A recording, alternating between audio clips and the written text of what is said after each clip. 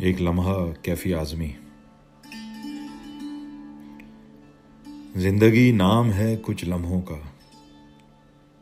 और उनमें भी वही एक लम्हा जिसमें दो बोलती आंखें चाय की प्याली से जब उठें तो दिल में डूब के दिल में कहें, आज तुम कुछ ना कहो, आज मैं कुछ ना कहूं,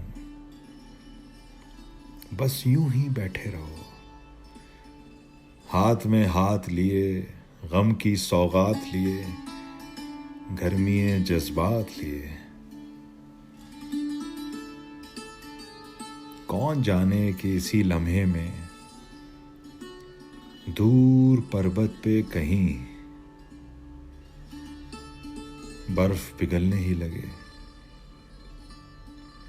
जिंदगी नाम है कुछ लम्हों का।